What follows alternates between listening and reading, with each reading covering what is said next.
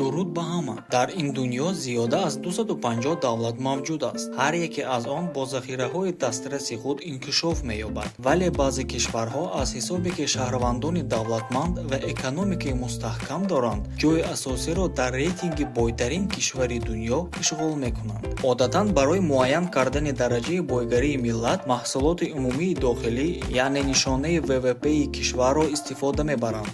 Валовый внутренний продукт, яъне ВВП-ро бо тарзи гуногун ҳисоб мекунанд. Вале аз ҳама машҳуртарин методи ҳисоб кардан ин тарҳ кардани нархи умумии содирот аз нархи умумии воридот дар як сол. Ҳоло мо топ 10 аз ҳама бойтарин кишвари дунёро пешкаши шумо мегардонем. Рафтем. ҷойи даҳум. Канада. ВВП $2242 миллиард амрико. Дуюм калонтарин кишвар дар дунё баъд аз Россия ва аз ҳама калонтарин дар Америкаи Шимолӣ. Бо манзараҳои табиии беғубор ва тамаддуни гуногун машҳур аст. Дар омади гап, Садриддини Наҷмиддин дар ин кишвар зиндагӣ мекунад. Канада ин давлати муҳоҷирон. Ин кишвар ҳаракат мекунад ки урфу одати муҳоҷиронро нигоҳ дорад. Аз ин сабаб мардуми ин давлат бо муҳоҷирони нав ҳамавақт босабр ва дӯстона ҳастанд. Канада бисёр захираҳои нефт дорад, ки иқтисодиёти ин давлатро инкишоф медиҳад. Тиҷорати озодона бо Амрико боз инкишофи иқтисодии ин давлатро суръат мекунад. ҷойи нӯҳум. Бразилия. ВВП $2272 миллиард амрико. Бразилия калонтарин кишвари Америкаи Лотинӣ ҳам аз ҷиҳати андозаи территория, ҳам бо миқдори аҳолӣ. Дар ин ҷо дарёе аз ҳама калонтарин бо ном Амазонка ҷойгир аст. Забони давлатиашон португалскӣ, асъор бразилский реал. Тими футбол Реал Мадрид не, танҳо асъори давлат. Иқтисодиёти Бразилия бисёр соҳаҳоро иҳота мекунад, аз ҷумла хоҷагии қишлоқ, саноати маъдан, истеҳсолот ва хизматрасонӣ. Дар ин кишвар бойтарин конҳои минералии ҷаҳон, биологияи бисёр гуногун ва замини ҳосилхези хоҷагии қишлоқ мавҷуд аст. ҷойи ҳаштум. Италия. ВВП $2280 миллиард амрико. Агар ба харита нигоҳ кунем, дар Аврупо як пой мӯъза ҳаст. Не, ин мӯъзаи марди италиянӣ нест. Ин худи кишвари Италия. Боз мошинҳо ва мотоциклҳои қиммат, саноати мӯд, беҳтарин пляжҳо ва дарёҳо ин давлатро машҳур мекунад. Италия ин хона барои брендҳои ҷаҳонии либоси люкс аст. Масалан, ҳамсояҳои ман одамони хуб ҳастанд. Ҳамсояҳои Италия ин Франция, Швейтсария, Австрия ва Словения. Ин кишвар метавонад бо бозори тараққикарда ва ҷойи сеюм дар Иттиҳоди Аврупо бо калонтарин андозаи иқтисодиёт фахр кунад. ҷойи ҳафтум. Франсия. ВВП $3182 миллиард амрико. Агар давлати Франсия шунавед, чиро тасаввур мекунед? Албатта Эйфелева башня, Париж, шароб ва муҳаббат. Муҳаббати ҳамсоя не, ишқ дар назар дорем ва албатта ширинии круасан. Дар хурдсолӣ мо як филми беҳтарин тамошо мекардем, ки такси ном дошт. Ин филм франсузӣ аст ва фикр мекунам баъди тамошо кардан мо ошиқи ин мошини сафед шуда будем. Иқтисодиёти Франсия бо соҳаҳои саноатии кайҳонӣ, туризм, молҳои боҳашамат ва хоҷагии қишлоқ инкишоф мегардад. Боз ин кишвар бо системаи таъминотии социалии боэътимод метавонад худситоӣ кунад.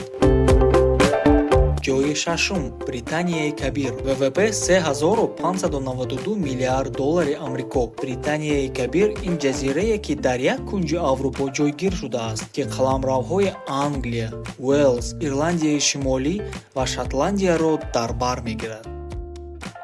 Солҳои охир Англия аз мамлакатҳои Осияи Миёна ба давлати худ муҳоҷиронро ба кор даъват карда истодаанд. Пойтахти кишвар Лондон аст. Ин маркази молиявии ҷаҳонӣ мебошад. Иқтисодиёти Британияи Кабир бо соҳаи хизматрасонӣ, истеҳсолот, молия ва эҷодиёт ташаккул меёбад. Британияи Кабир асосан бо давлатҳои Аврупо хариду фурӯш мекунад. ҷойи панҷум. Ҳиндустон. ВВП $4112 миллиард амрико. Думбаҷале. Ҳиндустонро мо бо актёри машҳур Шахрух Хан мешиносем, зеро ки модарони мо дар ҷавониашон филми ҳиндиро танҳо бо ин ҳунарманд тамошо мекарданд. Айни замон Ҳиндустон ин давлати аз ҳама сераҳолитарин дар дунё мебошад. Соҳаи IT айни замон иқтисодиёти кишварро пеш мебарад. Соҳаи хизматрасонӣ, хоҷагии қишлоқ ва истеҳсолот низ саҳми худро мегузорад. Ҳиндустон боз бозори васеъи дохилӣ дорад ва кадрҳои ҷавони аз ҷиҳати технологии тайёркардашударо истифода мебарад. Сарфи назар аз шумораи зиёди маҳаллаҳои камбағал, Ҳиндустон метавонад дар топи мод дар ҷойи панҷум бошад. ҷойи чорум Япония. ВВП 4291 миллиард доллари амрико. Коничва! Япония аз ҳама давлати шавқовар ва ғайриоддӣ аст. Мегӯянд, ки офтоб аз ин давлат корашро оғоз мекунад. ҳамсояҳои ин кишвар танҳо об мебошад. Солҳои охир дар Япония технология хеле пеш рафтааст ва албатта жанри аниме дар ин давлат пайдо шудааст. Чунон ки гуфта шуд, иқтисодиёти Япония бо соҳаи технологияи пешрафта ва соҳаи хизматрасонӣ аз дигар кишварҳо фарқ мекунад. Давлат асосан ба соҳаҳои автомобилсозӣ, техникасозӣ, дорусозӣ ва саноати химия аҳамияти калон медиҳад. ҷойи сеюм Олмон. ВВП 4730 миллиард доллари амрико. Ватани Мерседес, BMW, Обиҷав, Сосиска ва Гитлер. Германия дар байни Аврупо ҷойгир аст ва хеле бисёр ҳамсояҳо дорад. Аниқтараш бо 9 давлат ҳамсарҳад аст. Германия аз ҳама иқтисодиёти тобовар дар Аврупо дорад, ки асосан ба содирот нигаронида шудааст. Тӯли чанд сол аст, ки ин кишвар бо содироти мошин пешвои ҷаҳон аст. Соли 2011 ширкатҳои олмонӣ ба маблағи беш аз 1 триллион евро маҳсулот содир карданд. Навиштаи Made in Germany нишонаи эътирофшудаи сифат аст. ҷойи дуюм Хитой. ВВП 18566 миллиард доллари амрико. Лекин навиштаҷоти Made in China дар кишварҳои Осиёи миёна бо маҳсулоти сифаташ на он қадар хуб алоқамандӣ дорад. Дар ин ҷо коғаз ва боруд якумин бор истеҳсол шудааст. Хитой ватани як намуди варзиши машҳур аст, ки конгфу ном дорад. Армияи калонтарин дар ҷаҳон аз ҷиҳати шумораи хизматчиёни ҳарбӣ низ дар Хитой мебошад. Иқтисодиёти Хитой аз истеҳсолот, содирот ва маблағгузории вобастагӣ дорад. Бузургтарин содиркунандаи ҷаҳон ва яке аз бозорҳои асосӣ дар ҷаҳон калонтарин захираҳои тилло дорад. Соли 2024 иқтисодиёти ин кишвар дар ҷаҳон ҷойи дуюмро ишғол кард. ҷойи якум Иёлоти Муттаҳидаи Амрико. ВВП 27974 миллиард доллари амрико. Шумо соли гузашта грин-карта пур кардед? Агар ҷавоби шумо не, имсол имконияте ба давлати аз ҳама бойтарин рафтанро аз даст додед. Лекин ҳеҷ гап не. Ҳамин сол пур мекунед.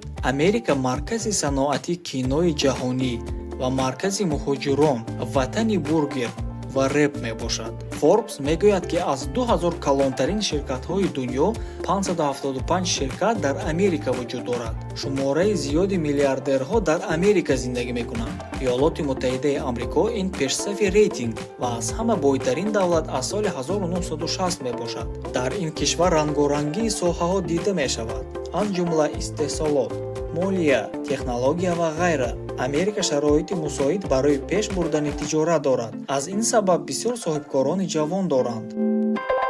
Дар ин дунё давлатҳои бой бисёранд, вале барои сафарҳои корӣ, кӯчидан ба кишвари нав ва ҳатто саёҳати оддӣ маршрутро босаводона ва пай дар пай ба нақша гирифтан ва нозукиҳои имконпазирро ба назар гирифтан муҳим аст. Раҳмат, ки то охир тамошо кардед. Лайк гузоред, ба шабакаи Дуруд обуна шавед. Боз кадом давлатро бойтарин дар дунё меҳисобед? Дар комментария нависед. Бо шумо будам ман, Эминов Умед. То боздид.